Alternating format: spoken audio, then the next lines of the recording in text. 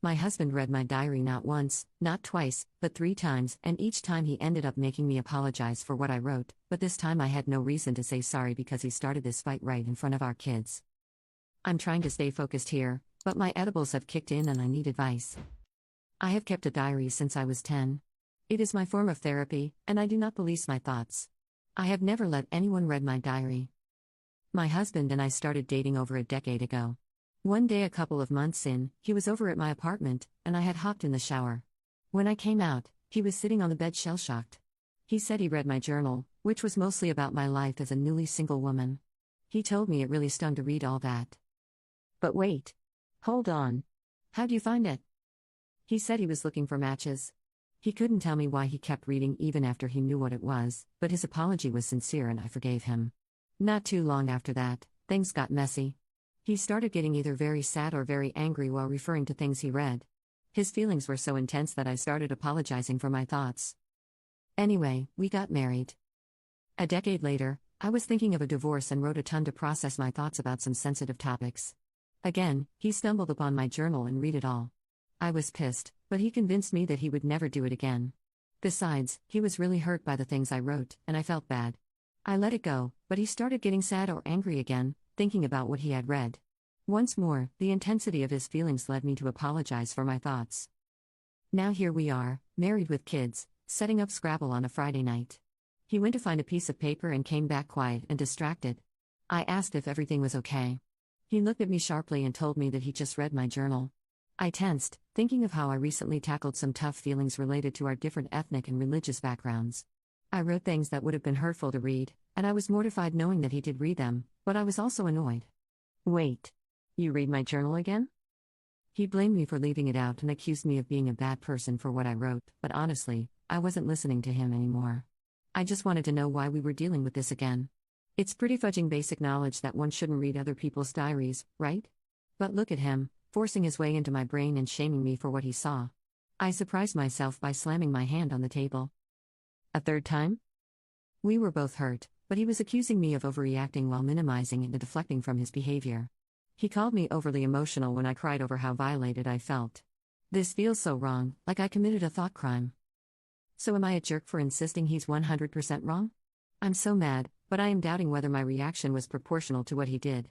On a scale of 1 to 10, 10 being terrible, what would you rate someone reading your journal? And would you apologize for the things you wrote? Commenter 1. It's almost a guarantee he has read it more than these 3 times. It's a gross violation of trust and privacy and he never will change. Commenter 2. He's snooping into your most private thoughts and then manipulating you into feeling guilty. Buy a small safe for your journal and maybe even a decoy journal where you fill every page with, "My husband is a snoop." He swore he'd never look again, but he's a liar. My husband violated my privacy.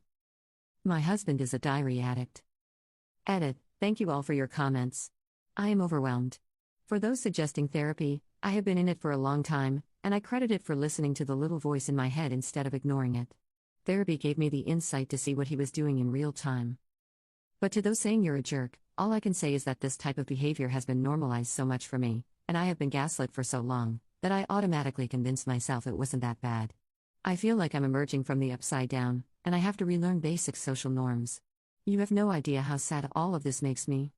Update 1. We talked today, and he continued to minimize what he did and kept steering the conversation to how hurt he was reading what I wrote. I kept asking him if I shared those things willingly with him. When he said no, I told him that he can then deal with the consequences of his own actions by himself. I kept stressing to him what a big violation it was and that I needed space to think. I guess he's been stewing about it for the last few hours because tonight he started to yell at me in front of our kids and angrily tell them about what I wrote. He literally told them that I don't like that they are from his culture. Fudge man, why are you hurting them? To hurt me? I was pleading with him to stop and trying to cover his mouth. The kids were shrieking and sobbing, and he was yelling and wild-eyed. The chaos of tonight just broke me. I had flashbacks of my childhood, screaming and crying on the stairwell, watching my dad go after my mom. Long ago, I had promised that I would never put my kids through something like that. I tried to get them out of the house since he wasn't stopping, but we only got as far as my car where the 3 of us sat crying while I kept apologizing to them and trying to reassure them. God, how did I get to this point? Update 2. I will keep the update itself brief. The kids and I are safe, and I am divorcing my husband. The incident that I posted about was so jarring that I could no longer downplay the abuse. I understood then that it would be so much worse for my kids to grow up in a household like that than to grow up with divorced parents. I did want to take this opportunity to talk to the people who seemed flabbergasted that I had not left him earlier. I know Reddit can be cruel sometimes, but to shame someone for staying in an abusive relationship is just so ignorant. A person stays with an abuser for a myriad of reasons: fear, shame, mental health issues, lack of resources, lack of support, lack of money, the partner's coercive control, etc. Please educate yourself on abusive relationships before writing judgmental comments. In my case, I stayed because he was so good at manipulating and gaslighting, at sowing doubt and confusion, that I started taking notes during arguments because I felt like I was going crazy. He would say things and then deny up and down that he said them. He would tell me that I misinterpreted his words or that I had a bad memory or that I had anger issues. Meanwhile, he was the one punching at walls, breaking things, lying, and following me from room to room as I was trying to get away from him. After years and years of this, I left only when I saw how much staying would hurt my kids. To those in emotionally abusive relationships like mine, I want you to know that I see you. This is real abuse, even if it doesn't leave physical scars. Update 3, 8 months later. In May 2022, I took a break from my marriage because my husband's verbal abuse was escalating. He moved out for a few weeks. Some of the things that he said during our last fight, but had said many times before, were that I'm a failure, no one likes me, and I'm socially awkward. I have a graduate degree, I make good money, and I have friends, but I still believed him. During our separation, I signed up for a dating site.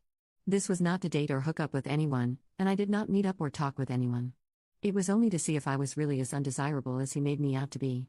He was wrong, I felt better about myself, and I deleted my account. Like Ross from Friends, I thought this was okay since we were on a break.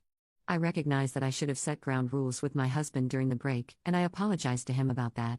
We tried to work on our marriage, but, as those who read my other posts know, I'm divorcing him. This time during our separation, we set ground rules. One of them, at his request, was that we refrain from dating sites and dating in general until the divorce is finalized. We both agreed. 2 days ago, I got a bank notification about some weird charges. When I looked into it, I saw that he had joined 2 dating apps and mistakenly charged our joint account. I took a screenshot and sent it to him without comment. He responded that it was okay for him to do that because I did it in the past.